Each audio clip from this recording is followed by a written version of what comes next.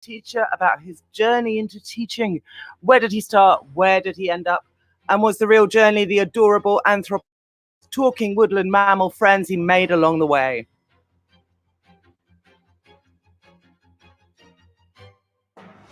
Live from the end of the Metropolitan line, this is The Breakfast Show with Tabitha McIntosh. Tune in live at ttradio.org, or to join in the conversation, download the Podbean app and search Teachers Talk Radio. Follow the hashtag TTRadio. Tune in, talk it out with Teachers Talk Radio. Such unnecessary drama in that music. I love it. Right. Samuel's going to be joining us after I've introduced him and played the all-important news. So let me start by telling you about his book. Asbo Teacher, an irrelevant guide to surviving in challenging classrooms, was published in 2021. And it's essentially two books. One book is a classroom and evidence-based set of practical tips for gaining and managing control in Key Stage 3 and 4 classes, demonstrated by a range of very entertaining and engaging anecdotes and reflections upon those anecdotes. And there are so many footnotes in this part of the book, references to bloggers, consultants, teachers, pop psychologists, men who have strayed outside their disciplinary specialism and now exist in a brightly lit internet dark web hellscape of bad haircuts, terrible takes, and questions about their relationship with Jeffrey Epstein. Looking at you, Steven Pinker, who Samuel is uncountably fond of citing. But the second book, and my favorite book, is a teacher autobiography. I'm not a fan of veggie books generally, and as Samuel's first line says, there's too much information in the teaching profession, much of which is either flawed, contradictory, or stultifyingly boring. I don't see why this should be so. So this book is not characterized by footnotes or guest appearances by TradLab bloggers or Steven Pinker. This one is relentlessly funny, intermittently beautiful narrative, so packed full of cultural capital that it hurts. So I'm just going to read you the first section where I realized that actually Samuel should be writing a literary nonfiction about his journey into teaching. This is on page 26, and he's talking about going to school for the first time. As for me, I'm still in morning mode, the scenes of the day filtering gradually through perception. Being tired is like cling film for the senses. You're there, but not fully present. I look at my shoes and briefly forget what a shoe is until some upswelling of consciousness reminds me that I'm human. Humans have feet, and that our feet are shod with shoes. Funny how we can glitch out like that, an impenetrable diamond viewfinder of reality dissolving into the insubstantial. This meditation over and I'm at the school. Yet another glassy private finance PFI build, just like every other identikit school. Children breeze past on bicycles, chain wheels glittering as they round the bend. Rain spatters and girls walk with their hands covering their faces. It's quite disconcerting, like Magritte's painting of the man with the apple in front of his face, the son of man. Only when the daughters of Chelmsley Wood are a little different, because when they pull their hands from their faces, they're revealed as crumbling Egyptian monuments, more foundation than the Sphinx and Great Pyramid combined. So what kind of funny is Asbo Teacher when he's not giving us tips on teaching and blowing us away with his beautiful little portraits of girls as Ozymandias? Well, there are stolen cigarette vending machine stories and pratfalls aplenty, if that's the type of humor you like. But what makes it for me is the unnecessarily funny stuff, the bits where he doesn't need to be funny, and he's funny anyway. The kind of hilarious people are when they don't expect anyone else to get the joke, and they're just here to amuse themselves. So this moment, for example, when discussing a school acronym initiative, PRIDE, Pride, he says, but like the authors of the late 18th century, we soon tired of speaking in capitalized nouns, and thankfully, the bell went.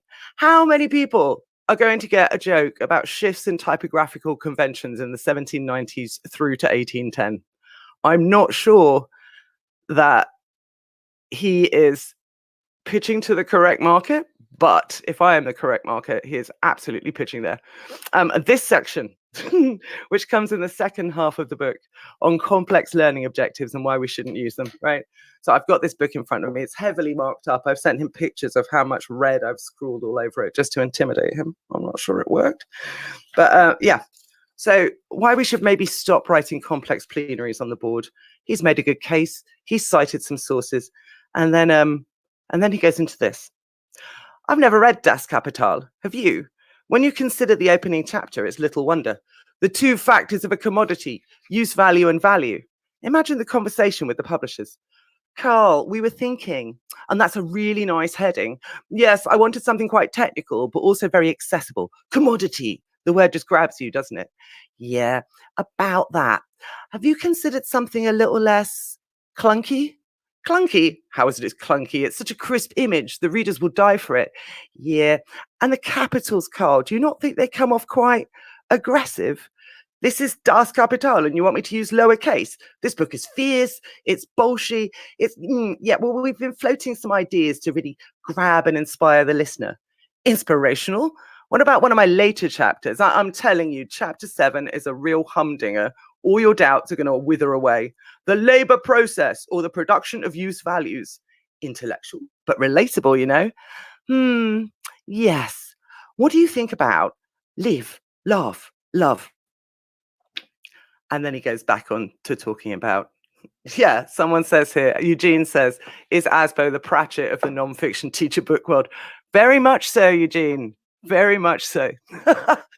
And someone else is saying that they got out of bed early during the holiday to listen to this. Well, I hope you were suitably edified and also entertained. Right, I have lots more to talk about, but I'd rather do it with Samuel, where I can bother him and harass him and get him to justify himself. So I'm going to go to the news, and then I'm going to ask him to join us. This is Teachers Talk Radio, and this is Teachers Talk Radio News.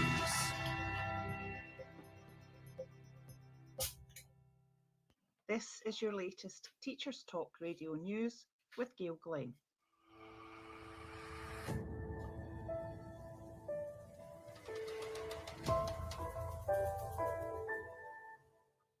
Dr. Mike Tilsley, member of the Scientific Pandemic Influenza Modelling Group, has put an unexpected fall in cases of COVID-19 down to schools closing for the summer holidays.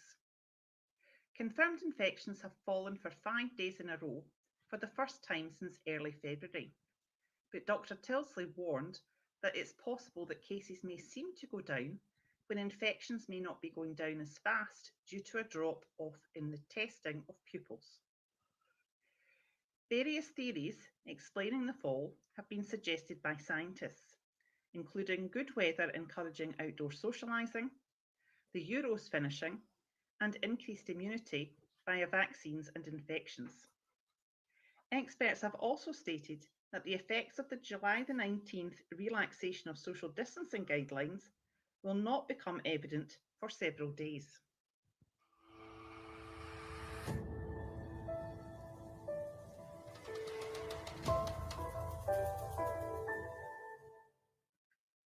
A number of secondary schools in the borough of Trafford have received funding to support summer schools that aim to mitigate the impact on education of the COVID pandemic.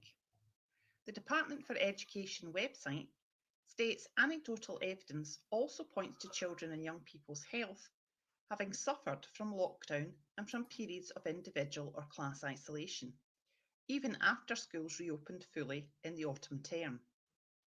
It estimates that pupils attending a summer school can make 2 months additional progress compared with pupils who don't attend, and up to 4 months additional progress if the summer school offers small group tuition led by highly trained and experienced teaching staff.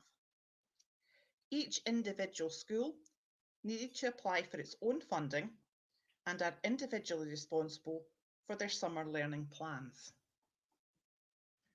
This has been your daily education news briefing.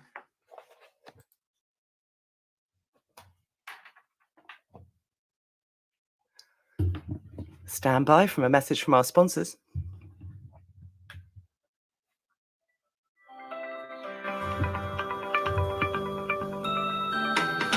Create Creative Resources, made for teachers by teachers. At Creative Resources, we've been rethinking what a classroom can be.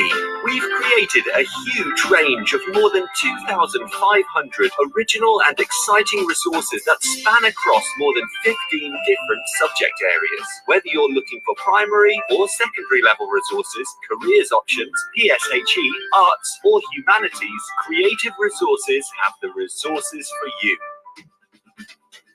We offer full curriculum packages and unique, challenging escape rooms themed on topics such as Shakespeare, Tudors, and fractions. We have quizzes, task cards, Tarsier puzzles, and lots more. Better still, more than 100 resources can be accessed for free. Just visit our website, www.cre8tiveresources.com. You can get 10% off any order you make on our website by using discount code TTRadio. Creative Resources, made for teachers by teachers. Every teacher loves stationery, right? Imagine getting a selection of fun, beautiful and unique stationery items designed and selected especially for teachers, delivered through your door every month. You need to check out teacherslovestationery.club. I'm always so excited when the box arrives. It's such a treat. My Teachers Love Stationery Club box is just a little treat to myself every month. It's always full of delightful and surprising items, including some really good quality stationery brands like Faber-Castell and Stabilo. And because you never know what you're going to get, it makes it even more fun and special when you get it. It feels really great to be supporting a family business that's run by real teachers. I can't help feeling like they just know what I'm going to enjoy using stationery-wise better than I do myself. Visit teacherslovestationery.club and enter the code TTRadio when you buy your first stationery box to save £2 today. teacherslovestationery.club. Introducing the Leadership Masterclass series by Diana Osagi. Learn how to ditch your fears and develop your leadership confidence. How to deal with difficult colleagues. How to thrive when you lead in a challenging environment. And how to get colleagues to buy into your vision. Join Diana for her online leadership masterclasses starting on the 10th of July and running all the way through the summer. These sessions are the perfect way to prepare and refresh for the next academic year and beyond. Book your place at courageousleadership.co.uk/events now. The first 50 leaders to sign up get an additional free mini coaching session with Diana herself. Don't miss this. Courageous Leadership Masterclasses at courageousleadership.co.uk/events. And we're back. Thank you, everyone. Bad mouthing stationery in the background there. Some of us love stationery, not me. Eugene said, I feel this is stereotyping. We're not all geography teachers. Yes, I am Tabitha. The person replying is Tabitha, hence the clicky noises. Yeah. So one of the things we're going to need to discuss, I think, is what Badger Ed is, since many of the people in the comments keep mentioning it. And people relentlessly won't stop asking what it is, which is beside the point. Samuel, if you are there, please could you call in? And while Samuel is hopefully attempting to call in, I'm going to tell you a couple of other things I learned about him from this book. Number one, he's named after Patrick Swayze's character in Ghost. So we'll be discussing that. Why? Our name's destiny. Will he be an undead teacher one day? Does he enjoy pottery? Other questions like that. Also, he has no executive function and can't read maps. So is he my secret twin? Beth Shales is telling us that she just discovered all her colored pens have dried out. That's because I lose all the lids and I didn't have them in the first place. It is chaos. Samuel, where are you? I could just talk for him, but I'd rather not. What else did I discover about him? Yeah, he can't read maps and he can't drive. No executive function, no map reading skills, no driving. I think there's definitely a theme emerging amongst people who call themselves #BadgerEd. We're all neurologically strange. Can't read maps, but definitely lit. All right, again, while Samuel is not here, someone poke Samuel, please. He's asking me on Twitter when I'm starting the show. Now, remember I said he has 0 executive function skills? Yeah, there we go. I'm just telling him it's starting now, and we are waiting for you, Samuel. Is this lit or is this not lit? Yeah.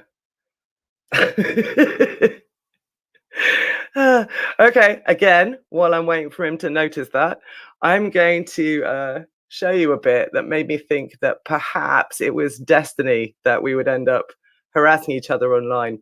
So this is from page 140, where he's giving us tips on doing the register, right? So to show a starter while taking the register, click slideshow on your PowerPoint. Every computer will have that option that allows you to minimize the PowerPoint so that you can take the register while simultaneously displaying the starter. So far, so good, right? If it's a Windows computer, click extend. If it's a Mac, simply wear your red Doc Martens to work, douse it in a pumpkin spice latte, and whirl the mouse around like a nunchuck until something happens. Now, slightly further down on the same page, he's telling us not to try and pronounce children's names, but instead to, point to them and say, how do you say your name? Point to them and say, sorry, what's your name again? And they'll tell you. It's better than asking Aoxolotl, whose parents are clearly inveterate MacBook users. I'm sorry, boy, but how do I pronounce your ridiculous, crazy name? So let's look at the evidence. I wear painted boots, DM boots, to school. I have a MacBook. And my child was named, contrary to all sense, Appomattox, which is not really so far away syllabically or consonant-wise from Aoxolotl. J'accuse, Samuel. There you are. You fool. Can you please call in now? Thank you.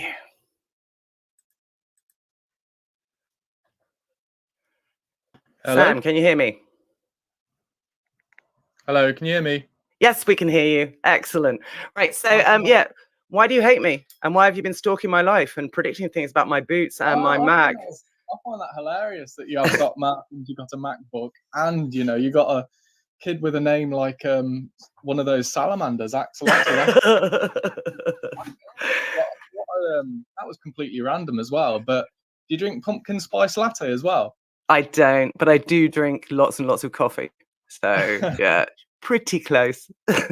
You also are very obnoxious at some point in a very kind of slightly dismissive way about that exact same kind of teacher who mostly teaches A level. And that's when I'm like, you might be my nemesis. We might be arch enemies. Yeah. Why do you hate us, teachers like that, Samuel? It's just that when I was there, when I was at Leamington, for instance, the staff would have these conversations that were very meandering, and it was always about detective dramas or some kind of history, or I characterize it as formaldehyde on a gurney, because that's what all these shows strike me as. And I just sat there in the staff room, my eyes glazing over day by day. And like one of the extras, I was in need of resuscitation, to be honest with you. And it was principally because there wasn't really much to do in that school. There wasn't that much to do in that school. You could go into a class, and I had other colleagues who went on a PGC experience, and they. I'm sorry, a PGC experience, is that like an Alton Towers kind of thing? Is there water and bubbles? And the time I went Alton Towers, I'll have to tell you that one later, because that's an even wilder journey, to be honest with you. But basically, in those contexts, it seemed like if you were going to do any of the goofy discovery learning stuff that you were adjured to do by PGC, the kids would sort of roll their eyes at you and say, can we just work from a textbook? And there wasn't really any behavior management you had to do. I did lose control of the class actually quite impressively, because when I did try and implement a discovery learning task in the midst of a PGC observation, it was so bad that I managed to lose control of a class that's almost like comprised of what we could call Stepford children. Yeah, where I was a cover supervisor was a very, very solidly upper middle class grammar school in Buckinghamshire, and believe me, those kids can become wildly out of control too. Like, yeah, definitely happens. Yeah, well, but there are other things in teaching. There's also, stretch and challenge and the joy of pedagogy and stuff.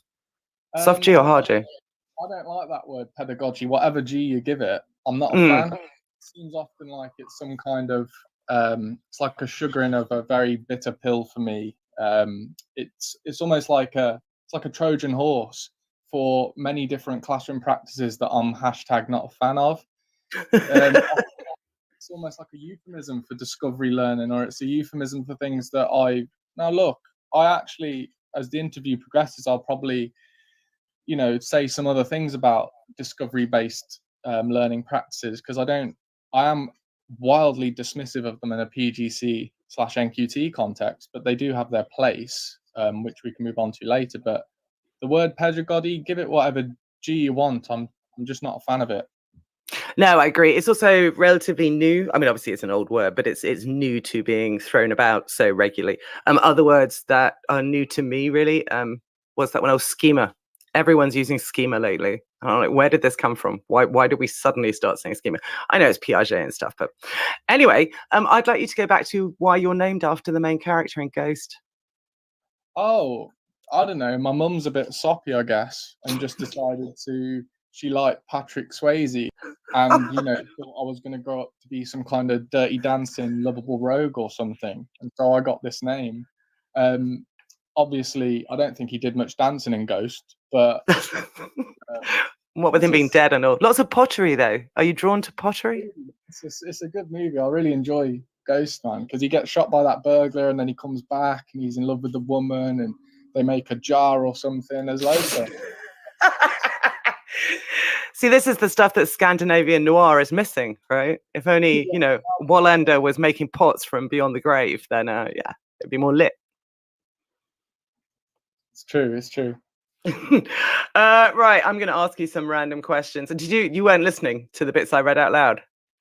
Because you were... To be honest, I don't want to cast any shade on anybody. I was sitting on Twitter like, when's this thing going to start? And I was thinking to myself, man, I'm so glad I'm not the one starting this thing late. But actually, I was. So, life always has a way of putting you on your backside, doesn't it? How do you account for your total disorganization? Because I get the impression that you, like me, are wildly disorganized, just walking chaos. Well, when I first do something, I tend to get lost a lot, or I tend to make a load of mistakes. But then through sheer iterative, acquisition of some kind of phantom knowledge, I get better and I become really good at whatever I'm doing. But I haven't done TT radio too many times. Have done it. But I just... God knows, this show sort of caught me by surprise. So, yeah, I do apologise for calling in late. I hope you said lots of nice things about my book. I did. I was really lovely, and you weren't even around to hear it. So that's your loss. So, right. So what do I want to ask you about first? Just tell us your journey. Tell us your story, Samuel. For those of us who don't know it already, where did you come from and why did you go into teaching? Well, the story is that I never really wanted to go into teaching. I had no intention of doing that. I thought teachers were all dead. I thought teachers were all losers. Growing up, that was kind of the case.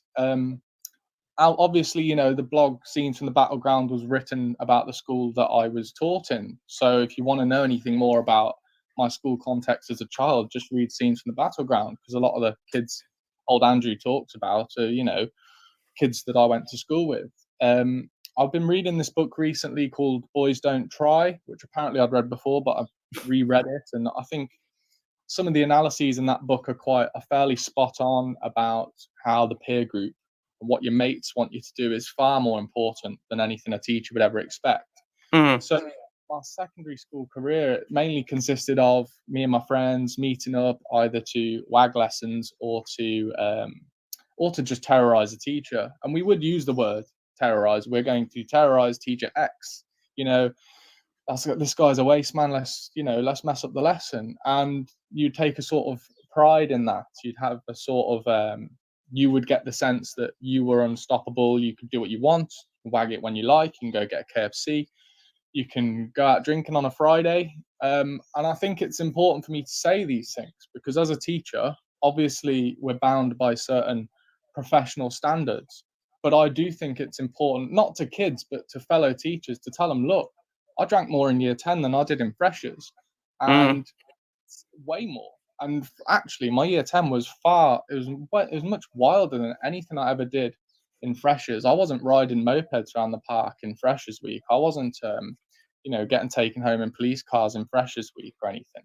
Freshers was So you did actually get an ASBO, right? It's not just a funny hashtag funny name. I had it as getting an ASBO is a very complex process. It's not like committing a crime. It's not like you just do something and get an ASBO. The way an ASBO works is you have an ASBO caseworker who they compile lists of everything that you've done, and they send letters to your guardians or letters to you if you're old enough, and then that's what triggers it.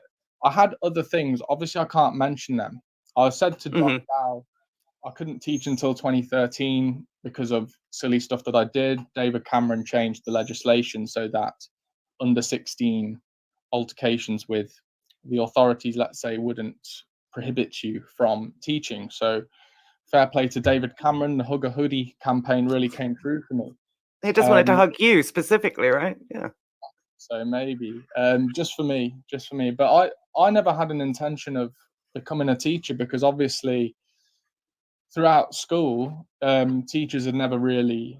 When I was in early school, for instance, it's not like I'd really been believed in by a lot of them. Some of them did, and some of them were frustrated. But the point is, they couldn't control the class, many of them. The ones I liked couldn't control the class, and the ones I didn't like, well, I didn't like them. And they may have been strict, but I didn't really understand at the time that what they were doing was probably the most beneficial thing for me in the long term. And by the end of sixth form for me, I sort of clawed all that back myself. I did that is what you call violent autodidacticism.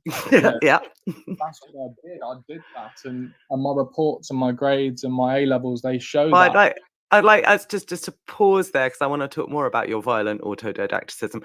There's a comment someone's put here is we targeted teachers to see if we could break them, like one at a time, and all I was doing was taking my personal, I can't swear on air, my personal crap out on them. Yeah, I mean your A levels, you're very self-awarely funny about the fact that you have 5 A levels. So you had like indifferent, not particularly good GCSEs, right? And then you decided to do 5 A levels. Did no one try and stop you from doing 5 A levels? Did they not just go no?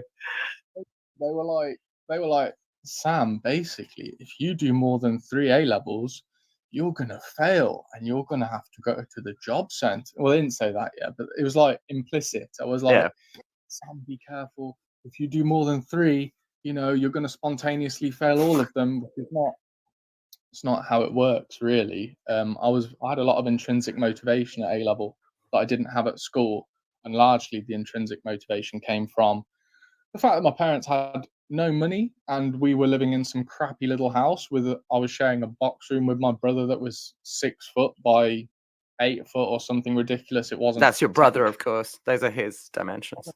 He's 10 years younger than me. It wasn't technically classified as a room, a bedroom. It was technically a box room, which it doesn't actually count as a room. So we sleep in that. I got this little desk from IKEA, and I did grind it out with the textbooks. And I tell virtually every class that I take that story when I take on the class, especially if it's Key Stage 4, because I say to them, look, I don't like to boast, but my GCSEs are not very good. And I say to them, look, you'll probably have teachers probably be like, why is this guy standing in front of us flaunting his lackluster GCSE results? Well, actually, the next stage is that I sat with textbooks I bought with my £30 EMA, and then I grafted out 3 A stars and 2 A's on my own. And I say to them, you can get the books if you want, or you can borrow the books off me if you want to come and speak to me, and you can take control of your own education, because you don't always need a teacher to stand at the front and force you to learn if you do have enough grit, really. Yeah, I mean, do you think there's a lot of people are saying things that I'll just mention some of them. Bring back EMA. The role it played in your life there it's a very key point about some of the roles it can play. Someone else saying the only reason I did well to get to college was the need to escape home. Yeah, when you're talking about intrinsic motivation at Key Stage 5 or at Key Stage 4, there are more motivations than just doing well at school, aren't there? Do you think being exceptional like that is motivating for kids? Do you think that's close enough to their experience? No. Or do you think it's... I don't think... Do you mean being exceptional as in having As in, like, you know, I do the same thing, but I do it for different things. Like, you know, I used to live on a council estate. I was homeless. I went to Oxford. They don't go, I can do that too. They just go, okay, stop showing off now. Weird flex, but okay. Yeah. No, basically the reason I did it was because I just didn't see any other option, you see. It was like, I'm in the sixth form, this is the only game in town, I'm not allowed to open the door in case it's a bailiff. This is not a good life I'm having right now. This is a pretty crap life. So I need to do something. And so that was what I would do. I would work incredibly hard. I would spend about 12 hours, no, I'm not joking, I'd spend about 12 hours a day, you know, which was ridiculous. And you know, I remember my dad actually getting a bit concerned about me. Like, I was just like, look, I can't really afford to go out and hang out with my friends. There's a global recession right now. You know, 2000, that was a huge recession. We didn't have the money for going to the park with bottles of Glen's vodka or, you know, I didn't have the money to smoke cigars on the back of the number 32 or number 33 bus. So I had no choice really. I had holes in my trainers, so I didn't even want to go out. So for me, it wasn't like I ever aspired to university. As I said in the book, when I was a kid and my mum was banging on about university, I was like, man, university, that's for waste mans. You know, that's what I thought, because I'd see them in Cov City Centre and I'd just think, what a bunch of losers, because they weren't. I will point out that you kind of still feel the same way. Don't you think? Is that semi-fair? No, I don't want to call students waste mans, because you never know. Like, one day, some archivist might be looking back and seeing, and I've become a professor or something, and I've been spent, I don't know, a whole year or so, you know, slagging off higher ed. I think the way I see it is that for some people, if you're from a certain area, a certain background, university can be very alienating. And I know that Matt, in his blog and in his book, talks about his experiences at university, and he blames cultural capital for him having such a bad time at university. And he says it's because he didn't know about people like Goethe or Shakespeare. He didn't know that he wasn't fluent in the quotations or whatever. For me, I didn't share that experience. I definitely didn't feel that I lacked cultural capital. I mean, 3 A stars and 2 A's is quite a lot of cultural capital, and if people doubt my cultural capital, I'll just whip those out. But the way I saw it was, actually, a lot of the people who were at university, they weren't particularly clever, and they didn't have significantly more knowledge than I had. But what they did have was a way of speaking to each other, and a sort of unspoken norms, or there were certain things that were, you just did them, and other things were considered gauche. Or so for me at university, I was obviously quite, you know, loud, that sort of boisterous character, but that didn't fit in with what I perceived to be a fairly middle class context. Well, yeah, and stuff, I think I would go back to you know, there's lots of very slippery misuse of the term cultural capital to mean like a specific set of like knowledge tokens who you can drop a shiny Dickens reference and everyone will go, oh ha ha ha, and you know, then we're on to dinner without mentioning Stormzy and stuff. But actually Bourdieu's rendition of cultural capital and of the habitus is much more what you're describing, which is you're describing completely stratified and separated social systems belonging to different social classes. And so what you're really talking about here is being working class and going to a predominantly middle class student body, which is, well, I ran into one of my students who's gone off to Queen Mary to do English, and he'd been doing the English degree for about 3 months.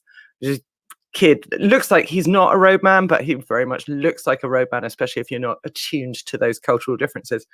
And he said one of the things that blew him away was that he was offered cocaine about 5 times in Freshers Week, which had never happened to him before. And I said, and were the people offering you cocaine white? And he was like, yeah, white middle class. It's just not only a different set of cultural practices, but also a different relationship with the law, with expectations about risk, all of those things. Yeah. So anyway, carry on. And yeah, I interrupted. No, I thought it was a valid story. But yeah, essentially, the way I felt at university, like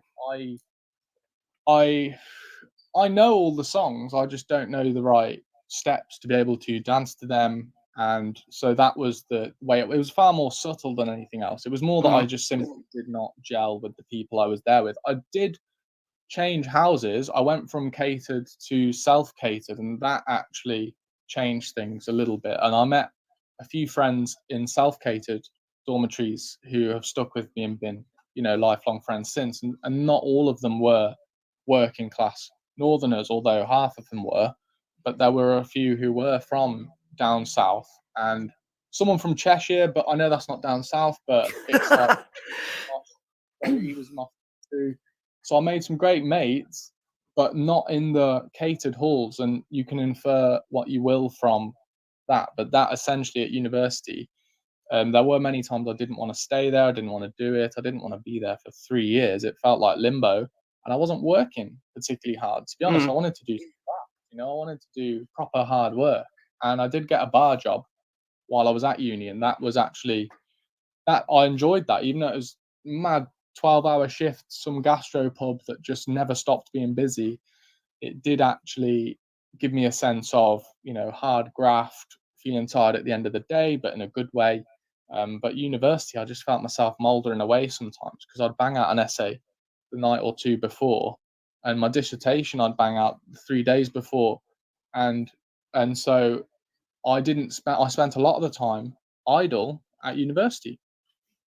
Right, which is why for a certain kind of person, for a certain social class, university, especially a humanities degree, is really very much, it's like a debutante year, social finishing year, time to make, to drink a lot and talk a lot and really only attend lectures and classes and write essays for a very small part.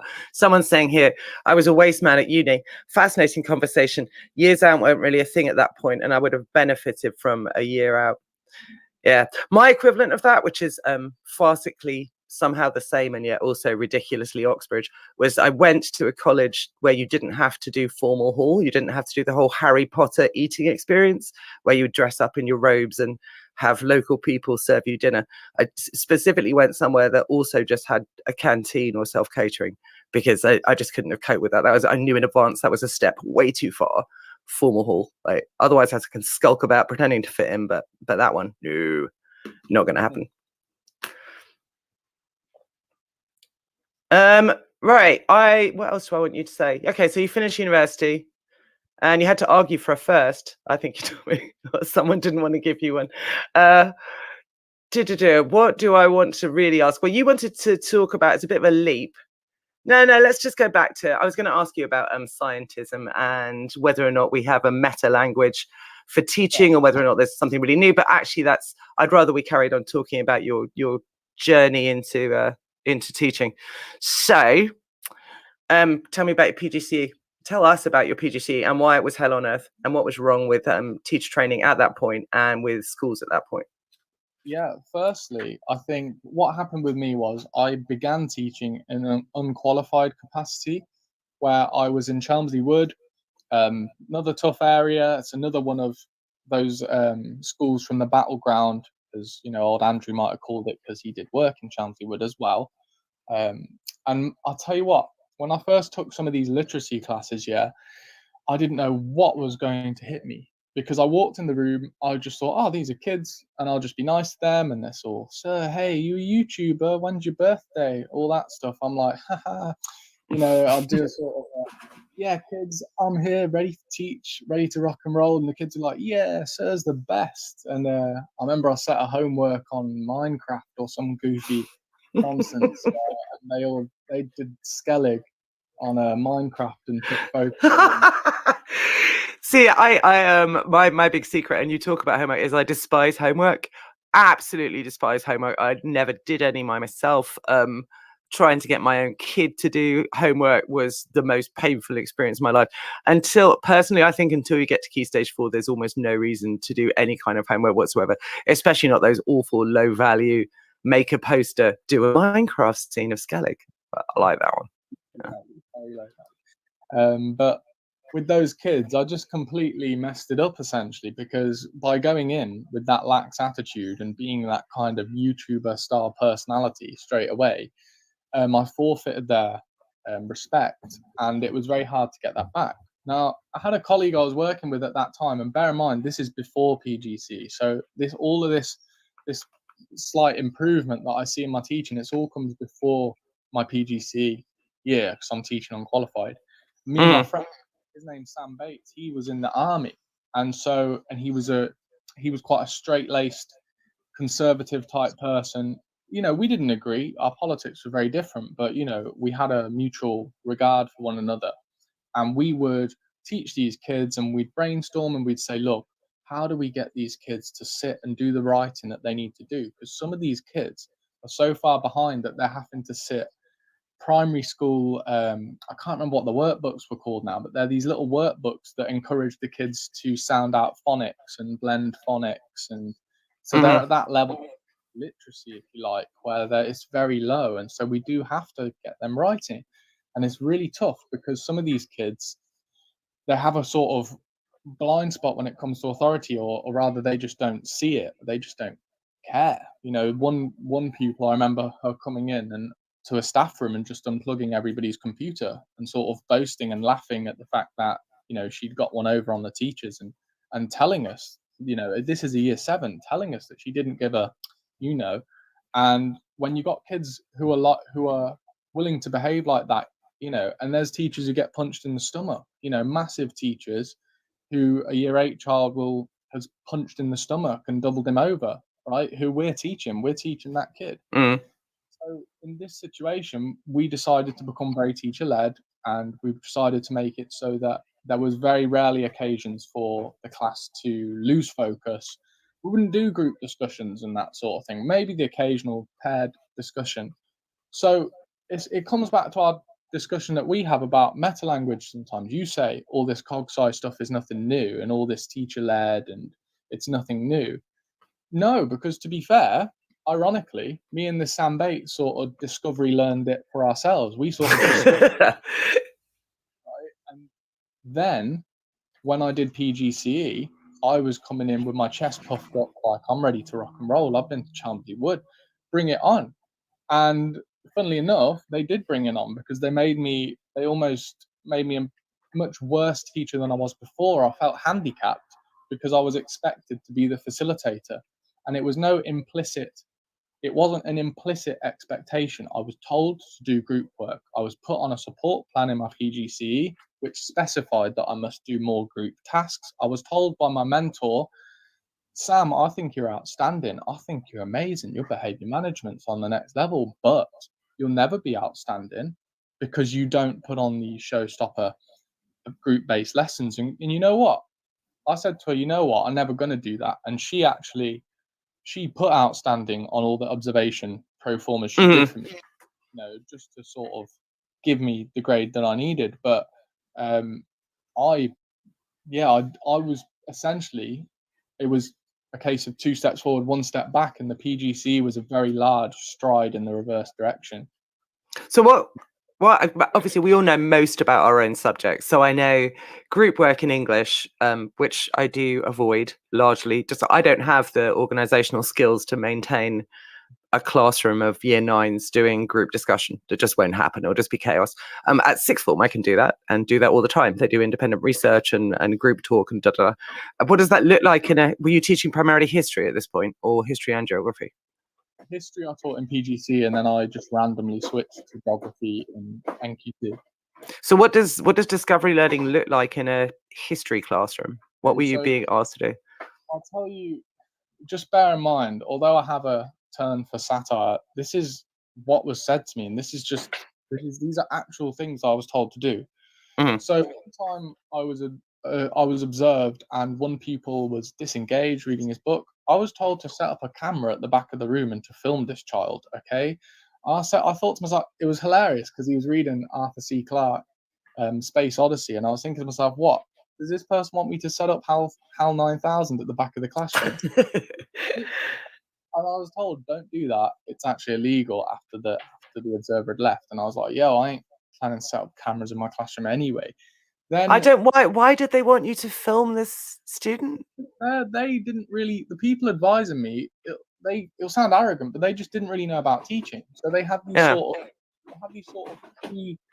pre-constructed sort of prefab little nuggets that they would give you. Often it was the lollipop sticks one. Oh my days, the amount of times that somebody would sit there and they'd have that smug face emoji and they would be like, Sam, you know what you need to do? ... lollipop sticks. Oh wait, I've heard it 17 times. And guess what? It actually results in my classroom being chaotic because I wind up...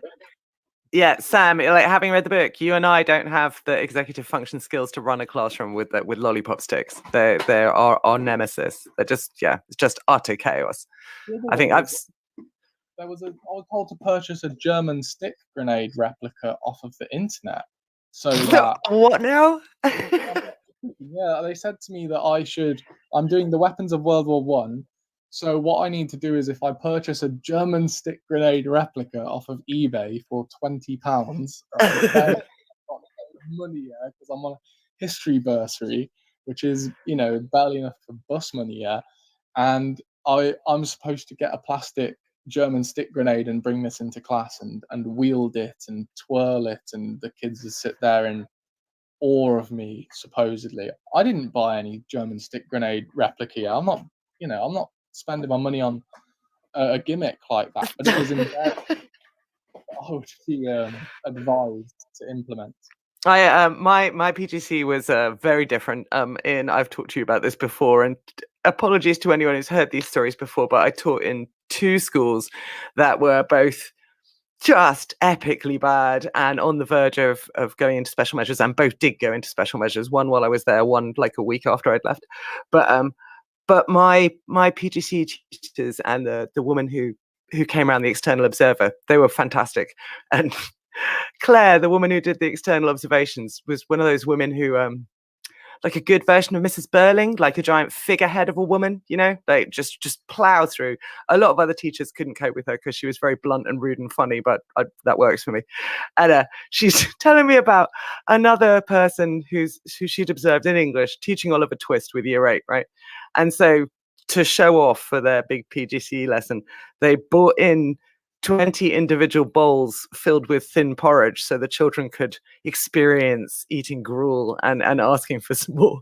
And she said within 5 minutes, there was just porridge all over the classroom, like a Jackson Pollock painting or a devastating massacre of some kind, just shrieks of it. So I was strongly urged not to do things like that. It's very erratic what we're told, isn't it? I think I make assumptions that everyone had these very straightforward, no nonsense PGCE experiences, and you had exactly the opposite. Yeah, well, Clive Hill went with the same provider as I did, and he had not the same provider, sorry, but the same university. So he didn't get the skits that I had, but he had the university that I had, and he was similarly scathing of his experiences in that university that will remain anonymous for the sake of me being kind. Daniel Bundred and I did our PGCs in the same place, but a couple of years apart. But yeah, it's fun to run into people with the same course experiences. So did you actually? So you were told to do these things, but what of that did you actually do? How often did you do it? And what happened to your classroom management when you did it? So every time I had a formal observation, I would do them. For example, one time I was getting observed by the head teacher, and a colleague sort of, her ears pricked up when she heard I was being observed, and she said, Sam, I've got this, this was NQT, by the way. Sam, I've got this amazing lesson that I've done. It's outstanding, with a capital O. It's outstanding. And okay, bring it on. She says, yeah, I'll plan it for you. And I'm just there like an absolute dimwit. I said, yes, thank you. And she planned it. It is literally the worst nightmare for me. I have no idea why I assented to have this imposture on my platform, but every table would be doing something different. And on many of the tables, on two of the tables, there were Play-Doh. There was Play-Doh that was going to be fashioned into various erosional landforms. On one, there was a table where bullet points would be copied into the relevant columns. And on another, there was I can't remember what was on the other one, right? Anyway, essentially this one lad, he picks up the Play-Doh, smashes some kid's calculator. Sir, can I go to the toilet? Guess what? Comes back, he's flushed it down the toilet. I've got to buy a new calculator. It's anarchy. It's chaos. I can't control it. Luckily, the head teacher did not turn up to the observation. I don't know whether they sort of walked down the corridor and heard the screaming and the and the chaos. Yeah. outside, like rubbing the back of my head, and thought, you know what, let's give him another chance. But seriously, like, I did the next observation. I just did something straight up teacher led in there, questioning, the odd paired discussion, and that was a much better observation. But for every formal PGC observation, I ended up doing something really goofy, like some kind of carousel or marketplace. And even Dean Bowker on Twitter, there's this guy called Dean Bowker I follow, he follows me, but in my book, I talk about the observation where I had, do you know the lesson where I said the kids had to censor each other's work? And basically it was,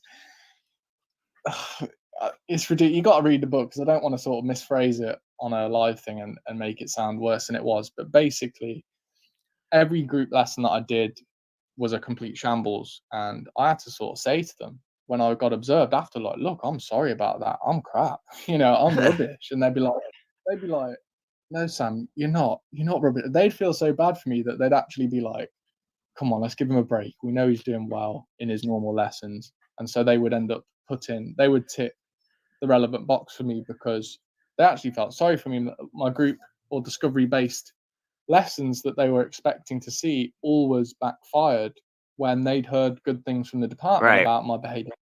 So it was kind of, there were two tails to my PGC, and the formal observations were definitely, the worst aspect. They were like revolutionary France, basically. They were very only with slightly less blood, maybe. Yeah, but a lot of heads rolling. But yeah, I think one of the things that we all talk about a lot on Edu Twitter and in general is how much is that experience actually a reflection of what was happening in the profession, where you had management-led imposition of certain expectations about discovery learning lessons and guide on the side and stuff, and that actually then teachers did something else when they weren't being observed, and how much were teachers actually doing that? Because my impression, again, like we tend to generalize from our own individual experiences, but I was in a TA LSA for a year before I was a cover supervisor. So in every single kind of lesson across one school setting, and no one ever did that. No one ever did any discovery or modeling with Play-Doh and blah, blah, blah, until it was observation time or whole school initiative. How are you going to ask them what they notice? That was my least favorite phase in education, is the what do you notice phase. Like I noticed that you're not just teaching me a lesson. And then CGP revisions guides started doing it too, which was particularly unhelpful. The kids would say to me, look, I just want to be told what this poem means. And the CGP guide is asking me what I think it means. Well, if I knew what it meant, I wouldn't have bought the book, would I? So thanks. Yeah. Ridiculous. So do you think that everyone was secretly not doing it, or I think you have a different impression of me? Well, part of my role before PGC was going and sitting in and assisting classes in a TA capacity, or in sometimes as an SEN. I'd accompany the SEN kids, for instance. So I saw a lot of lessons, and I never actually, during my unqualified teaching, I don't remember actually seeing any discovery lessons in the school that I was working in. And also, the teachers, we would always convene the little unqualified like teacher guys. We'd convene at the end of the day and hang out, because we're all mates and still mates to this day. But we'd say, man, did you see this lesson? That this teacher's really got it going on. Or did you see this lesson? Because this teacher has such presence. I remember presence being the buzzword for us. Like, oh, we had teacher crushes. Like, shout out to Mr. Baker, physics teacher at Chesham Grammar School. My God, he was my teacher crush. Like, totally non-romantic thing. Just like, I want to be him when I grow up. Just total presence in the classroom. Amazing. Yeah. There's a few like that. I'm trying to, if I can remember some of the names, I'll get back to you. But there were a fair few I saw at this school who were excellent. There was this little old Irish lady, I can't remember her name, but she was excellent. And she was just, I don't know what she did, but she was just a little old lady, and the supposedly toughest kids in the school come in. I guess she was just telling stories, and the stories would be very slow, but they'd also be quite rich in information that built up iteratively over the course of the lesson. Then the kid would always invariably do some kind of written task at the end, and they would just comply with the task, and there was never a behavior problem that I witnessed in that class. So it was it's definitely a good way to see how people teach. And yeah, there were no goofy discovery gimmick based lessons in that context, which is probably why I was so against them when they were foisted on me in PGCE. Absolutely. Moomin's saying that LSAs and TAs offer the best insight. They see what goes on when the lights are off. I would just add that because I was an LSA, because you were a TA LSA, I worked SEN, so I was with all those kids. We are judging. Your TA in your classroom is absolutely judging what you're doing, which makes it a really quite uncomfortable dynamic, I think, for everyone all around. Yeah. The one lesson a teacher actually asked me if I could be in charge of discipline, which I found funny. I was like, okay, so we're doing a kind of tag team style thing, and I'm basically trying to discipline these kids, and he's trying to teach, and it doesn't work. You can't have a division of powers like that. It's just no, absolutely not. Did you ever do the unforgivable TA sin of putting your hand up? I've done that. Put my hand up to correct the teacher. We were in a biology lesson, and this teacher told them that intelligent design wasn't a religious position, and I was like, oh. So I put my hand. Actually, the Supreme Court has just ruled that. Someone did that and they got fired. So yeah. Science, and they'd done other things, but they actually did that, and then the head of science was like, I want this person gone, and so they disappeared after that. Oh, I know it's completely unacceptable, but I just got really into it sometimes. Yeah. I had one English class where they would call on me. What do you think, Ms. McIntosh? Well, Moomin's saying the ones who answer all the questions before the kids do. No, stop it. Terrible people. Yes, that definitely happens. Right. I am going to play the news, Samuel, so you can mute yourself, I think, without destroying the universe. But otherwise, just hang on. Don't make too many loud noises or swear while the news is playing. Mm-hmm. This is Teachers Talk Radio, and this is Teachers Talk Radio News.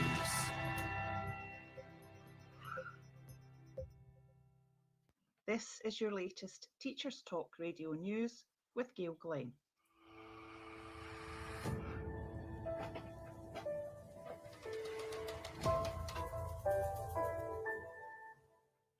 Dr. Mike Tilsley, member of the Scientific Pandemic Influenza Modelling Group, has put an unexpected fall in cases of COVID-19 down to schools closing for the summer holidays.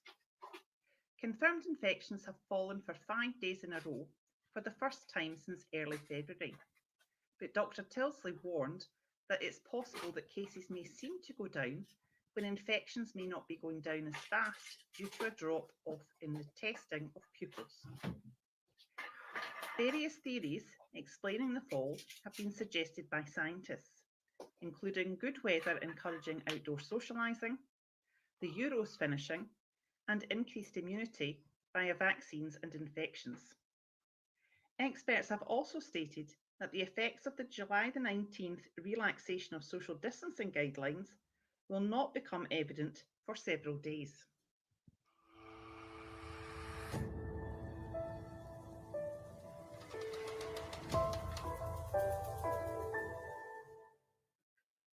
A number of secondary schools in the borough of Trafford have received funding to support summer schools that aim to mitigate the impact on education of the COVID pandemic. The Department for Education website states anecdotal evidence also points to children and young people's health having suffered from lockdown and from periods of individual or class isolation, even after schools reopened fully in the autumn term. It estimates that pupils attending a summer school can make 2 months additional progress compared with pupils who don't attend, and up to 4 months additional progress if the summer school offers small group tuition led by highly trained and experienced teaching staff. Each individual school needed to apply for its own funding and are individually responsible for their summer learning plans. This has been your daily education news briefing.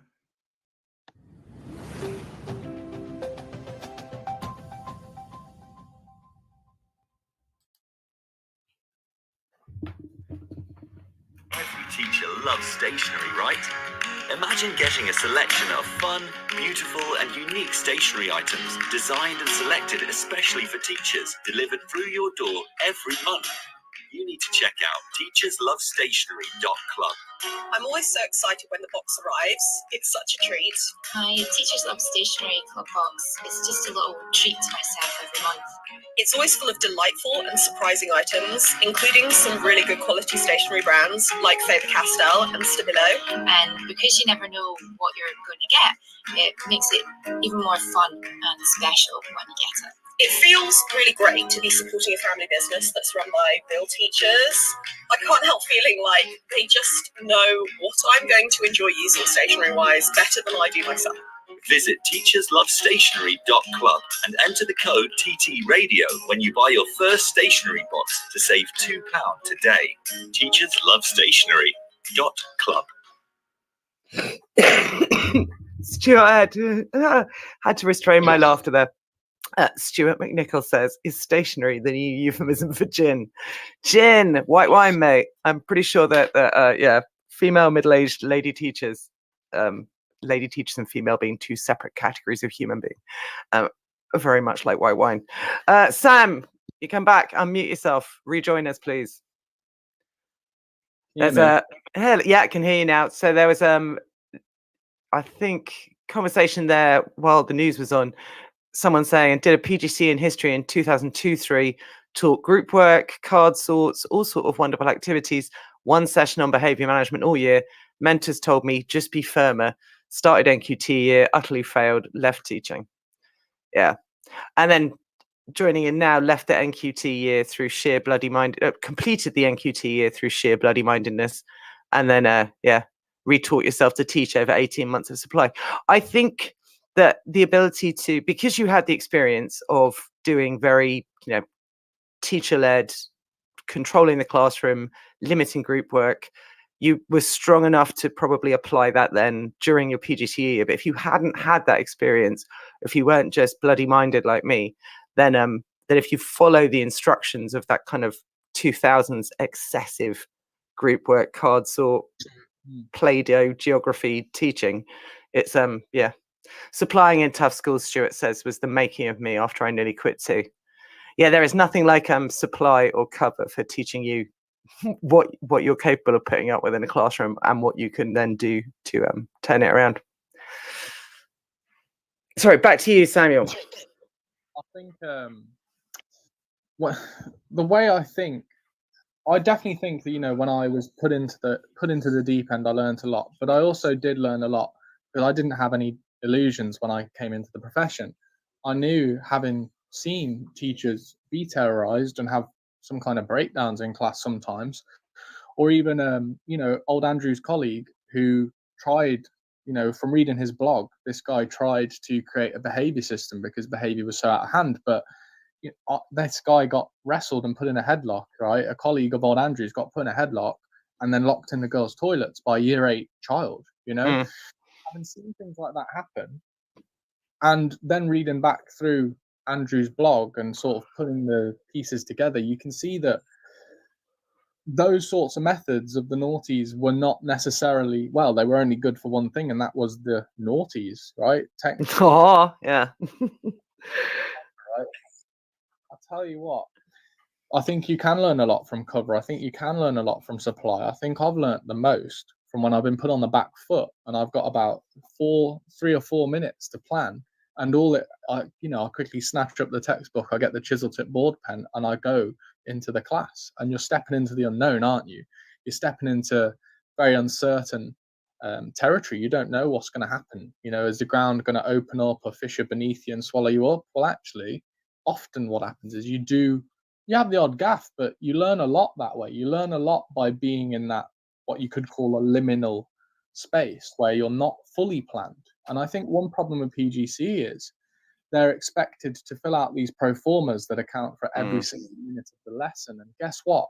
I'm sure that's great for accountability and for people to show progress and for people to have evidence folders. But actually, it's artificial because nobody does that on NQT. Nobody has those brittle sequences of what they're going to do over the course of an hour. No one. And if they do, they're probably a bad teacher because they're not adapting. So I think maybe they should sort of break down the skill of teaching into its components. For instance, why not just say to a teacher, look, in 5 minutes, you're going to go into this class that you don't know. And for 5 minutes, you're going to talk about a subject that I hand you on a card. And you're going to do that for 5 minutes. And they would learn perhaps a way of improvising where they don't have much knowledge, because you're not always going to be, it would be great if you could, but you're not always going to be fully prepped for what you teach. And oh yeah, so strategies for walking into for me, you know, a year 11 top set maths class in a grammar school, or you know, a science class in Key Stage 4. I've got nothing to go on there. So you learn very, very rapidly how to deploy the class in a way to support yourself and hide your lack of knowledge. Right? That's almost as important as displaying excellent subject knowledge is working out how to work around a total lack of knowledge in any given situation. By the way, the secret for anyone listening is to ask the children to identify the cleverest person in class, and then ask the cleverest person in class to confirm or deny the correctness of the answers supplied. It works all the time. Good one.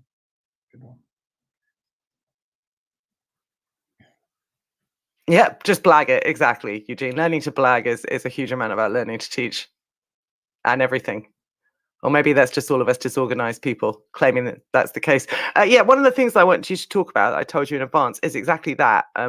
Walking into a classroom and actually capturing them with the use of stories. So could you please, there's this wonderful moment where you describe going into this I think is year 10 or is it year 11 that you're taking over.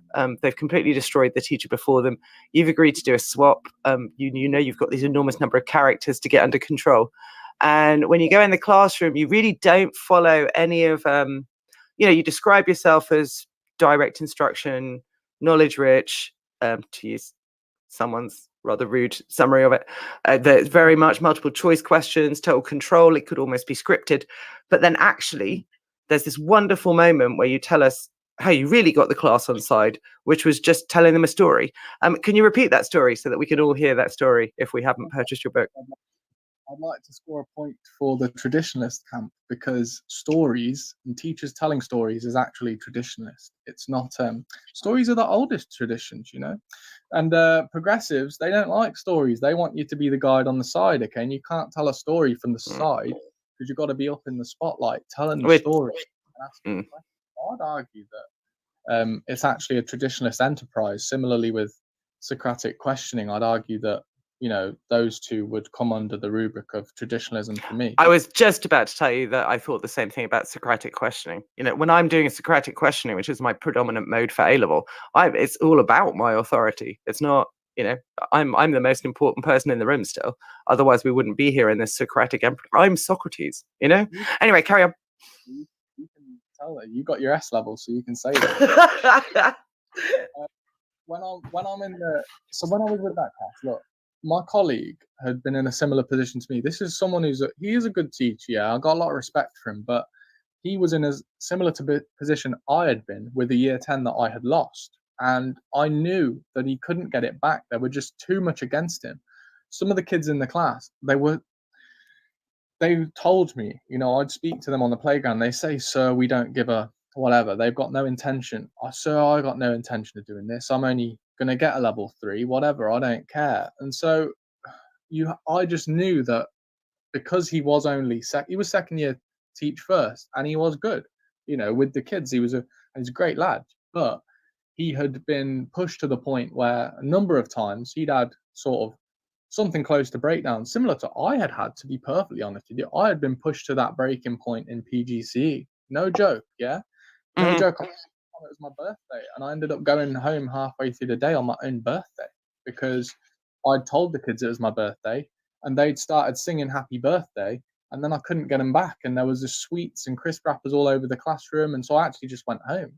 So I knew what it was like to feel like a failure in the classroom, and I said to them, look, this doesn't have to be some penitential, act of, devotion to the class. You don't have to become a martyr for this. You can just, let me take the class. I'll take the class because I'll come in fresh, and I'll have that advantage, and I'll use the skills that I've got, and I will make them work. Almost as like one for my fallen. I will make sure that they get the learning done. I went in. I was very authoritarian, and it did get their backs up. They kept putting that fire alarm up. Yeah, I'd hear the little plastic CD case thing hitting the wall. It'd flip up, and then that buzzing sound, the sort of preliminary fire alarm before the actual fire alarm, that they loved to flip up. If you've been in a challenging school, this is like a signal. This is like a warning sign. If you hear that little fire alarm thing go off, then that's a symbol that they're out to. They don't want you. Basically, they want you to become they want to reduce you to a kind of what they see as a inverted commas supply teacher. They want you to be that. And they told me they were going to terrorize me. They said that, and I said, no, you're not. Says, I'm going to make you do your geography. That's it, right? And I'd taken a detention over for my colleague where they basically were trying to goad me. It was very obvious as I was running this detention, and I said, no, you're going to sit down and do the detention, because that's what detentions are about. It's not a social club, right? It has to be a punishment, or it has to be a corrective for you. Anyway, when I took the class, it was just very difficult because there were so many kids. There was a very high EAL contingent too. And EAL is often misunderstood because it can actually be that EAL kids are very fluent in English and have a very high level of speech and written language. But these kids were at the other end of the spectrum where they were not at that level of fluency. So there was about a quarter who were EAL. Some kids who were very big, very built, and they essentially, you could tell that they wanted to run that classroom. One kid in particular wanted to run that classroom. And there was no way of diffusing that through detentions and sanctions, although those did have a big place in how I took control of the class, right? But the biggest thing that I didn't understand was that one day I just sat there on the desk, and I don't know, I was looking a bit crazy. I hadn't done my hair properly, and I just started telling this wild story. I was like, me and my brother, we went hiking in Scotland, and guess what? I was on some survivalist journey, and I was like, I'm not talking about Ray Mears, and I was like, I'm not talking about Ray Mears, I'm talking about Bear Grylls, and they don't even know who Ray Mears is. So it was ridiculous, and I was like, Powerade. That was it. And me and my brother were out there. We were 20-mile journey, and it's so hot, and we're climbing up mountains. And guess what? A waterfall. And guess what's on the waterfall, guys? It's a dam.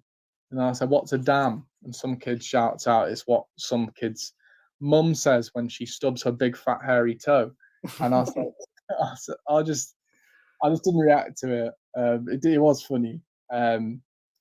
And essentially, I just kept telling the story. What I couldn't understand about the story was that it doesn't fit into any kind of, you have the sort of templates for stories, or you have those books on the internet that talk about the 7 overarching stories, or you have these.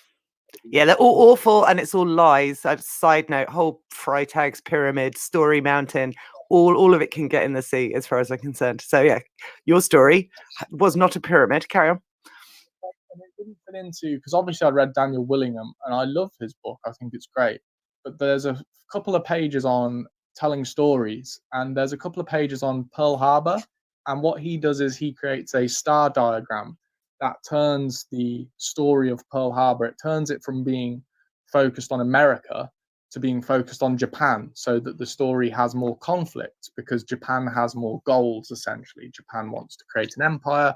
It wants to punish the USA for trading rights or something, and it has all these multiple different goals or something like that, right? And so he makes these star diagrams, and what I know is that if I got up and told that story about Pearl Harbor, even from the Japanese perspective, that wouldn't have just magically secured engagement, no matter how many stars you put on the diagram. Okay, it's a magical astrological constellation that you can just it came from somewhere else. So when I told the story, it was very visceral. It was me just sort of channeling what I'd been through, and wait, stop there, because you've left out the main part of the story. So can we go back to the part where you get to the reservoir, and then what happens, Samuel? Oh, when I fell in. And you can't swim. Yeah. Fell in the reservoir. And well, to be perfectly honest with you, right, I changed the story. In real life, I fell in Loch Eck, which is in Scotland. But because I was trying to get the kids interested in reservoirs, I said it was a reservoir. It's nowhere near the reservoir.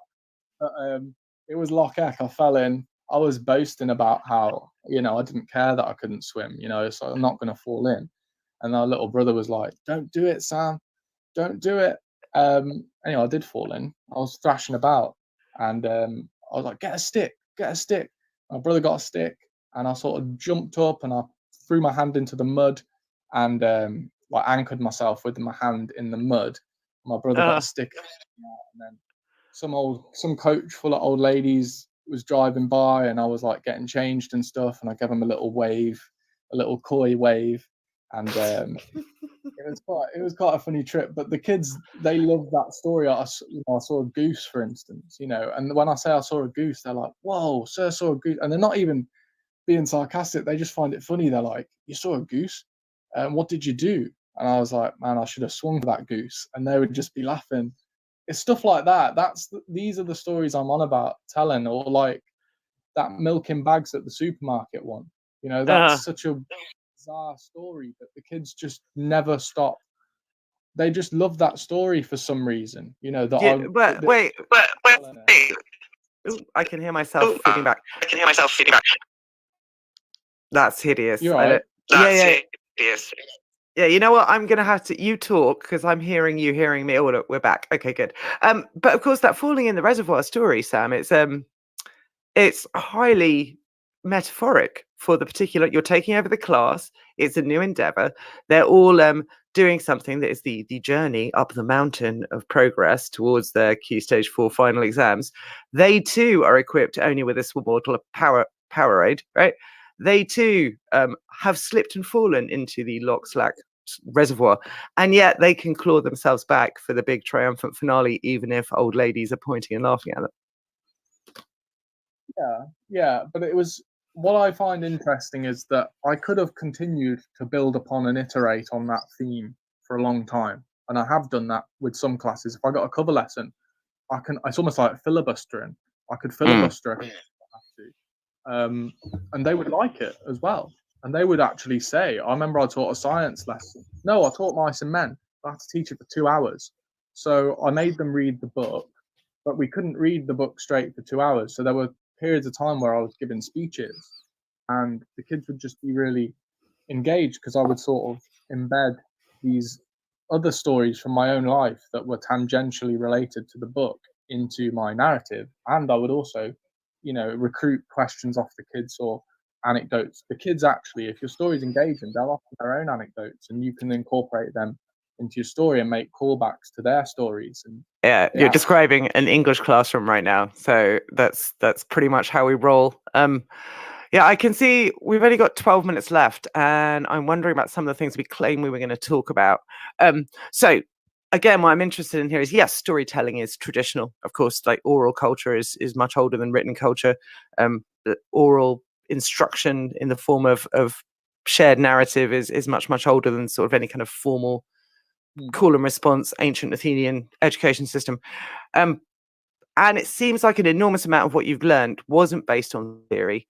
It was based on working out what works. Like you said, you discovery learned it, and yet your book then uses this language of cognitive science, of interleaving, of direct instruction. You're referencing like other authors and bloggers and sort of positions within teaching theory at the moment that actually you didn't read at the time, right? Well, that is the story. I don't always tell the stories, you see. because I've got to build that capital. You see, it's like an investment. Yeah, put money in my purse, Rodrigo. I've got to actually. For people who don't know Samuel online, that is like literally his catchphrase at this point. The same bloody quote from Othello over and over again. Anyway, carry on. Basically, I say in the book, knowledge isn't power; it's property. And when the kids have knowledge, they feel they've got a stake, they've got equity in your lesson. So you can tell stories all day long, but if you do it for 3 or 4 lessons in a row, you won't be able to sustain that. And what I do sustain my lessons with is the retrieval practice, and it's with the findings from cognitive psychology, it's from the interleaving, it's from showing these kids the theory behind what I'm doing. And they say, hang on, Sir's actually not some bozo after all who goes around taking a swing at a goose in the Scottish Highlands. He actually learns. And I say to them, believe it or not, I'm a very eminent person in the field of education. Talking just for jokes, right? But basically, when they do these retrieval quizzes, they come back to me, or they just see me on the corridor. They say Robert Hooke invented the microscope. This one of the naughtiest lads. Every time I see him, he just spouts facts at me. Yeah, he'll talk to me about what is it, Silesia, Alsace-Lorraine, Eupen, and then he'll say that Eupen went to Belgium, and he'll proudly flaunt this knowledge of interwar Germany, of the Treaty of Versailles settlements. He'll flout that to me. He said the army was reduced to 100,000 men, the navy was reduced to 100,000 tons. And that sounds crazy, doesn't it? But I'll get these kids, because they're so invested in low stakes quizzing, they got to the level where they can just absent-mindedly greet me on the corridor with a plethora of historical facts. Eugene's saying saying the same thing, and his example is tough kids chanting Macbeth quotes at him. It does work out that way, and it comes through the retrieval practice. And I know what you've said about, look, it's just a meta language, and I get that. I understand what you're saying, because like I said to you earlier in the show, me and my friend Sam Bates, we almost discovery learned the techniques before ever looking into the theory. But at the same time, you can see how wayward my PGC was without that anchor. And even if we look at Rosenshine's principles on page 9, Tom Sherrington's got a quote that I quite like, which he talks about the rationale for Rosenshine, which I think is probably the best book for trainee teachers to have, simply because A, it's short, and B, it's quite all-encompassing. But he says, fueling interest in retrieval practice is the paper taken, Rosenshine's principles is the paper taken as a whole, sounds to many teachers like common sense. It's an entirely recognizable set of ideas. There are no gimmicks, no fads, nothing that seems implausible, nothing outlandish. After so many years of having teaching defined by external powers, aka, to be honest, lecturers and consultants, if I'm going to be honest, this feels like grassroots document, i.e., from teachers, allowing it to gain acceptance that cuts through teachers' well-honed self-defense mechanisms, because it's rooted so authentically in classroom experience. So when I recruit those findings of cognitive psychology by great authors, when it's something like David Didal or Sherrington or any of these people who I've referred to, or Krista Dooley or any of these people, when I was sat there on my PGC year, right, I was sat there and I was asking myself, hang on, should a teacher be a facilitator? You know what? I was thinking, man, I haven't used enough carousel activities. I'm not sellotaping enough A3 posters to the wall so my kids can get breaks. And guess what? I read David Didal, and I just read his book, and it just blew me away.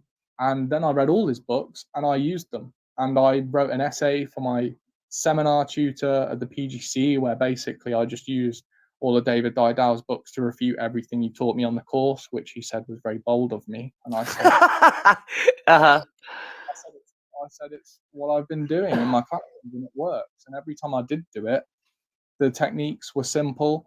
They were counterintuitive, some of them, and that's another aspect of it as well. Some of these findings are counterintuitive. For instance, spaced retrieval, the notion that we take it for granted now.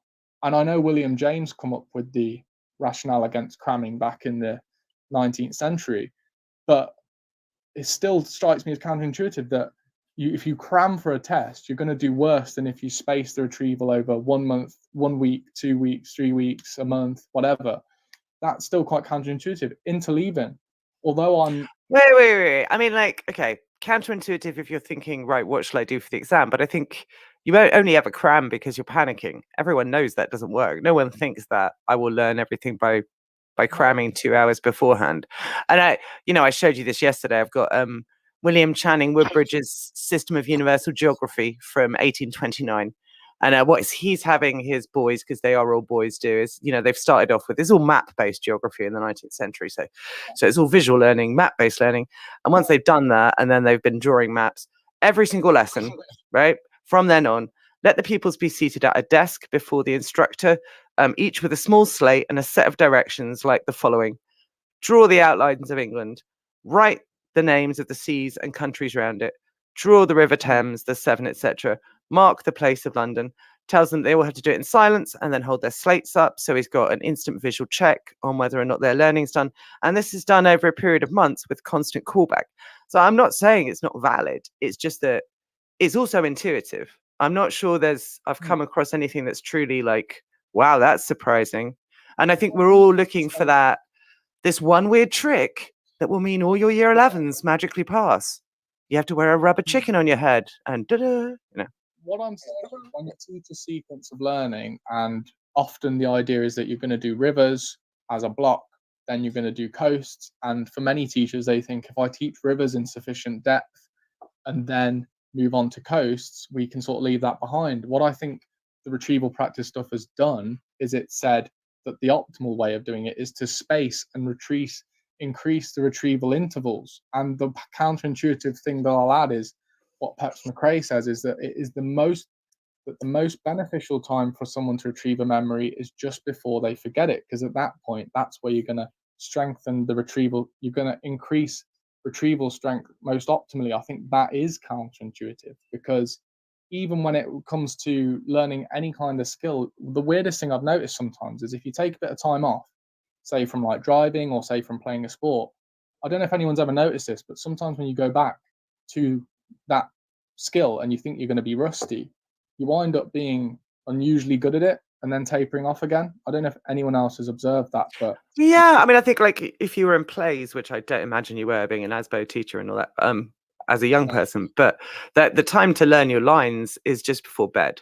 So you read all your lines and then you go to sleep and then you go back to it kind of the same time the next day. I mean, this is, and again, I don't think there's anything invalid about it. I just also think that, and it's incredibly useful to give people that meta language, to explain to them why they're doing it, to explain to the kids why they're doing it. But it is also, and I won't bore the internet because we've only got 3 minutes left, with all the observational studies of parent-toddler dyads reading books or learning iPad skills that I was pulling up and bombarding you with yesterday, because they do that. They scaffold, they do callback, they do verbal instruction, they do gapped retrieval, they do decreasing the scaffold as you go along. A lot of this stuff is just fundamentally how humans have always taught humans, but maybe we had just this deeply weird divergence in the 2000s. Definitely, I definitely think something went wacky at some conference somewhere, and they changed education for the worst. Whoever it was and to be fair, it's been around since the Plowden report in the 60s, but I think the pendulum, personally, I think the pendulum has never really swung back to traditionalism since the 60s properly until now, even when Thatcher was in power. Because when Thatcher was in power, yes, she was an educational traditionalist, but she maintained the tripartite system where certain kids were funneled into technical schools, grammars, and even then she underfunded. No. Anyway, carry on. Yeah. She underfunded the system, you see. So we never had that combination of traditionalism plus educational funding. Meanwhile, under Blair, we were spending 6 times the EU average on education, but with the wrong ideology in place. But now, I think, say whatever you want about CPD, cash cows, and all that. I've talked about, profiteering. It is bad. But I don't think we've ever had the combination of relatively decent funding without educational streaming and the correct ideology, or the most the one that has the most evidence, however you define evidence, however loosely, I'd argue it's got Well, the yeah, I mean that's the problem is like someone like, you know, the Department for Education taking loose, well, we've only got 1 minute left, taking some things and making it prescriptive. So so my shorthand version of this quickly, because we've only got like 30 seconds left, is who has the power and who is telling people to how they must teach and what they must do and the language they must use, who are they aligned with, etc., etc. And also, how do those alignments actually stop some ideas from circulating? I have an instant aversion to certain edu theorists because of their political position with, say, Gove, that is really very unfair. It has nothing to do with the quality of their ideas, but I'm making, you know, assumptions based on that. Right, Samuel, it's been absolutely gorgeous to have you on. It's time to hang up. Any last words of wisdom for anyone? No, to be honest, I think I said everything. All right, I'm going to play us out, and thank you very much for being here today. Again, Sam's book is Asbo Teacher, published by Crown House, I believe, and it's available on Amazon. Okay, bye everyone. Later. You've been listening to Teachers Talk Radio. Tune in live and listen back at ttradio.org. We look forward to hearing from you next time on Teachers Talk Radio.